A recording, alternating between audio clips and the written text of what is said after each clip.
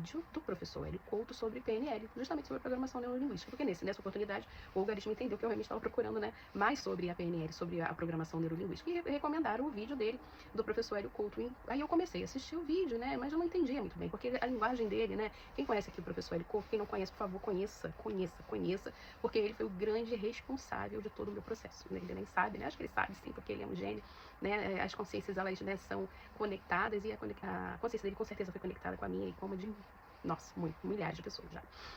Então, nessa oportunidade, eu não entendi muito bem, e depois eu lembrei, né, que o meu marido assistia o Hélio, isso era no ano 2019, 2020, né, 2021, o meu marido assistia muito o Hélio, né, nos anos 2014, 2015, 2016. Só que eu via, mas eu não prestava muita atenção, e algumas vezes eu até falava assim, nossa, mas como esse senhor fala, né, longo esse vídeo dele, e o meu marido assistia porque meu marido é estudioso, assim, gosta de estudar, e falava de física quântica, né, que a gente nem nossa, física quântica, né, sabia nem a física normal da escola lá, nas fórmulas, quanto mais, né, saber de física quântica. Essa era uma coisa utopia, coisa maluca, utópica. Só que toda vez que eu ia assistir o professor Hélio, eu dormia, gente, eu apagava, eu não conseguia, não dava conta de assistir uma palestra toda. Então foi quando eu falei, vou assistir pelo site, pelo caminho das palestras, que você pode pedir a ressonância harmônica, né? Eu vou contar pra vocês que até hoje eu não pedi nenhuma ressonância harmônica, porque eu não conseguia, porque lá são muitas horas de aula, assim, e para completar tudo precisa de 330 horas de estudo assistindo as palestras. Como eu não entendi, como eu dormia, eu voltava o vídeo, né?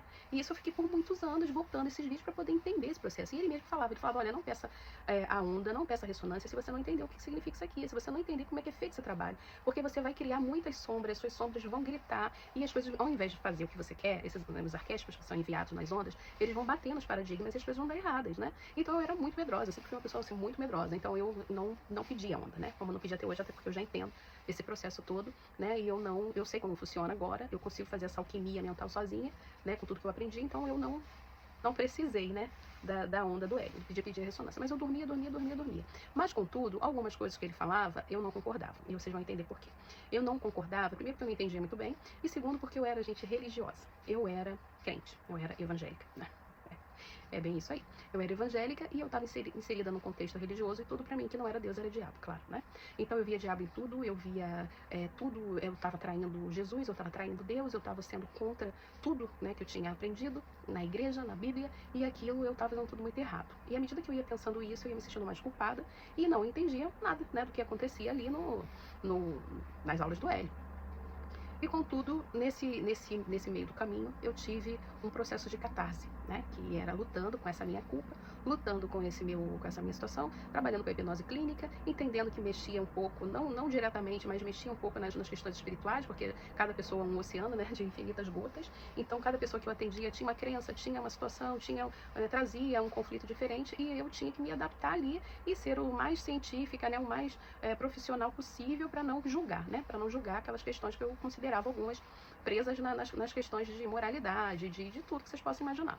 Então eu me sentia às vezes mal e culpada por não por eles, mas por não ter dado o suficiente, né, do meu trabalho por conta das crenças. E as crenças começaram a ficar muito fortes, muito grandes, né? E eu estava já pensando em parar de atender, de parar de trabalhar com isso e voltar, olha que loucura, e voltar a fazer outra coisa, né, convencional e tudo mais, porque aquilo estava me culpando demais. Então foi um dia que eu fui dormir, agora que a gente fez essa introdução, para contar para vocês como que foi o processo, né, agora mesmo entrar nele, o processo do meu despertar. E uma noite eu fui dormir, no dia seguinte eu acordei com a simples frase: Bório, Obário 56. Bório, Obário 56. Bório, Obário 56. Eu falei, gente, o que é isso? Que maluquice é essa? E fiquei aquilo me atormentando. Aí eu fui pra cozinha fazer café e eu, gente, o que é bário, bório 56? Aí deu aquele estalo assim, eu falei, nossa, isso parece coisa de tabela periódica, né, da química, né? Parece isso, eu já estudava isso, né, porque era criança, adolescente. Aí eu peguei e fui pesquisar. Quando eu pesquisei, apareceu lá realmente, bário 56 ou bório 56. Tem o bário e tem o bório. Os dois são metais pesados, que é jogado, né, pelas empresas, pelas indústrias, jogam, fica no ar, fica nas águas, fica inclusive nas rochas, prega, né, nas coisas da terra, né, na vida, na nossa vida, prega em tudo aquilo. E a gente tem contato com aquilo, na alimentação, na água, e aquilo vai para o nosso corpo e é absorvido como toxina, como alguma coisa que não é boa para o corpo, não é bom, né, é uma química. Então, eu falei assim, gente, mas o que tem a ver isso? O que tem? Aí eu fui ver, né, onde que o bário era encontrado, o que ele fazia no organismo. Ele, não, é um bário, ele é um metal, ele é pesado, ele é absorvido. Aí que vem o choque que eu tive, né? ele é absorvido e ele é muito mais absorvido e faz muito mal para quem tem aquela obturaçãozinha preta. Tem um nome, não sei se é malga. Eu não lembro, tá, gente? Desculpa, eu não sei falar esse nome, não lembro o que era. Mas lá estava escrito que era aquela coisinha, né, daquelas obturações mais antigas, pessoas mais velhas, que colocavam aqui, que até duram mais, né? Duram bem mais do que essas mais modernas. E quem tinha essa obturação desse produto, que tinha o bore, e também, pasmem, no anel de titânio que tem nas pessoas que retiram a vesícula. Então eles isolam, né, ali e colocam um anel de titânio. E também quem usava marca-passo. Então marca-passo eu não tinha problema no coração, mas eu tinha os outros dois. Eu tinha a obturação no dente, das mais antigas, aquela mais escura, e tinha o anel de titânio porque eu já tinha retirado a vesícula. E ali eu tive a minha primeira grande catarse fulminante, né, tiro no, né, total. E eu pensei assim, gente, mas o que isso quer dizer? E daí? O Bário 56 tá tudo bem, tá no meu corpo, é mais absorvido por conta desse negócio que eu tenho no dente, da obturação antiga, também sobre o anel de titânio, mas e aí? Aí eu escutei a outra voz, foi a primeira voz da minha consciência que eu ouvi consciente, né? Mas me assustou, gente, demais, eu fiquei apavorada. A voz falava assim, pois é, você precisa limpar isso, você precisa tirar isso do seu corpo, você precisa tirar.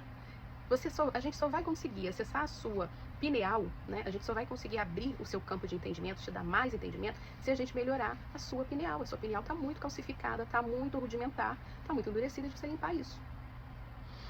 Aí eu falei assim, meu Deus, o que é isso? Que voz é essa? De onde que tá vindo essa voz? Que história que é essa? Que maluquice é essa? E aquilo foi me consumindo o dia inteiro, aquilo foi ficando na minha cabeça, aquilo foi me dando uma maluquice. Eu comecei a ficar achando que eu tava doida, que eu tava tendo, né, recebendo setas, já recebendo investidas do diabo, porque eu tava mexendo com coisa, tava mexendo em coisas que não deveria mexer, tava me espalhando demais, e isso jamais não poderia, o diabo já tava tomando conta de toda a minha vida, o demônio, blá, blá, blá.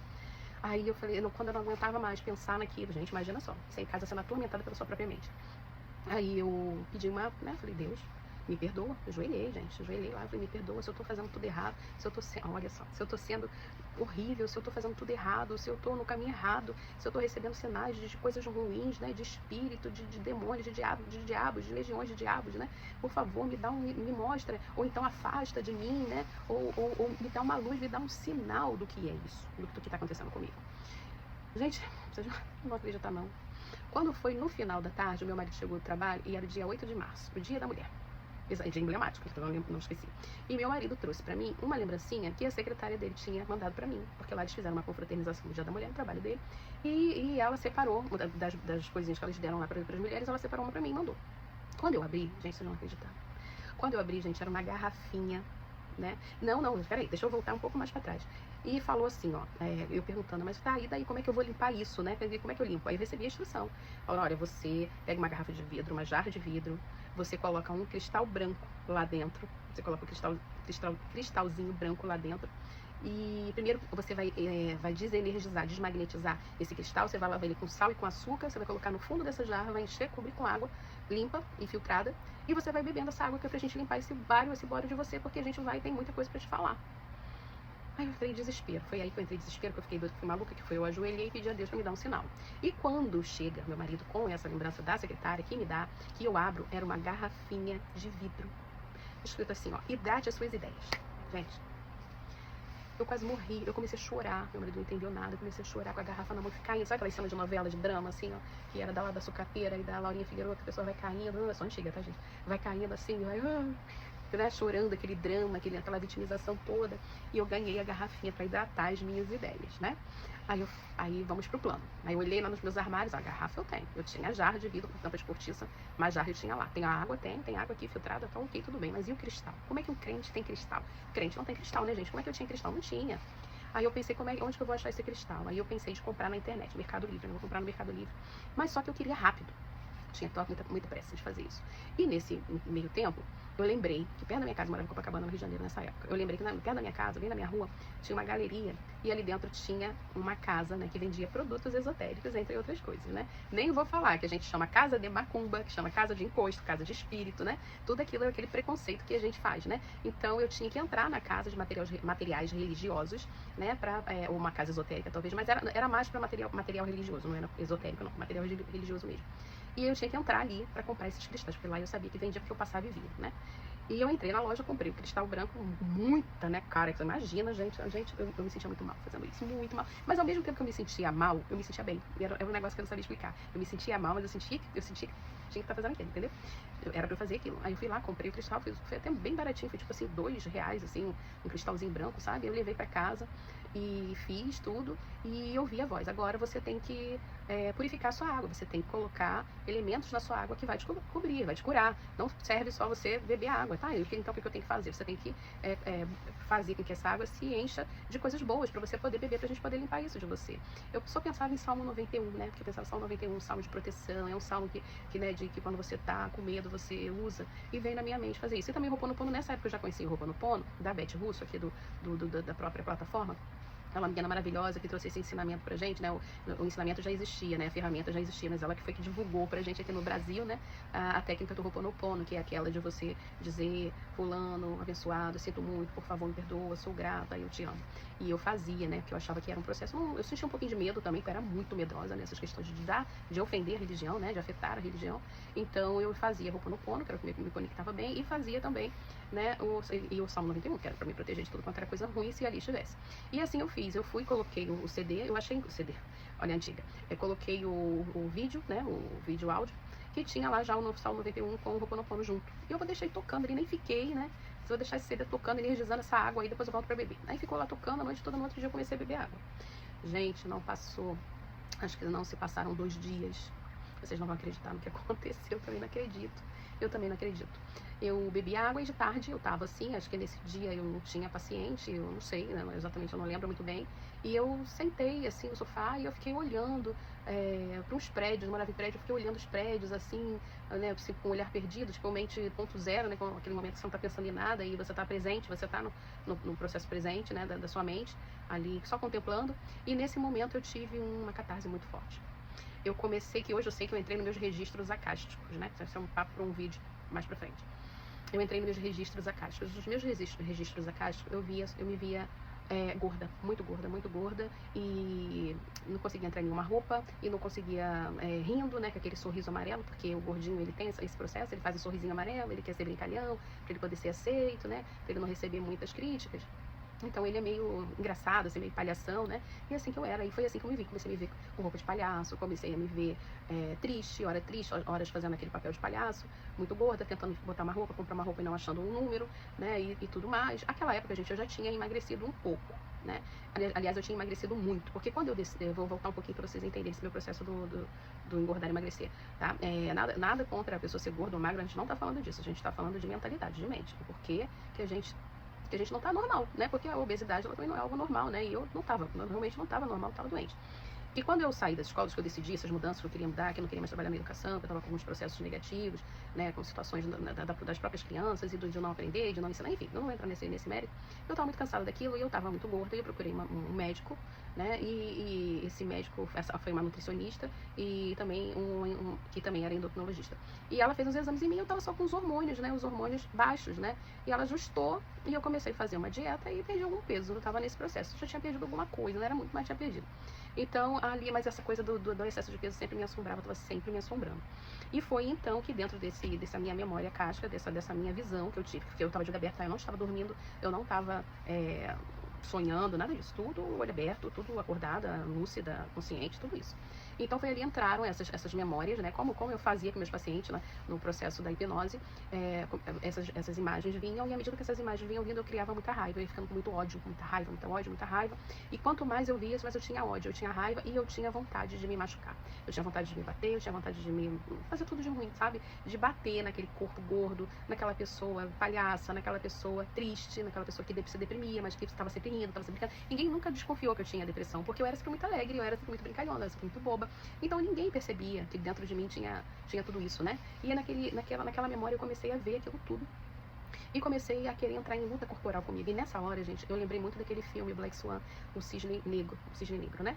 É um filme bem conhecido aí, que tem mostra a dualidade, né, fortemente, essa luta de ego, essa necessidade que a gente tem de aprovação, de validação, de estar condizente, né, de estar pertencente, tudo isso, né? Então ali eu comecei a ter ver o meu lado sombra, ver o meu lado negro, me conhecer de verdade, saber o que eu estava passando, o que eu era e o que eu estava fazendo com a minha vida.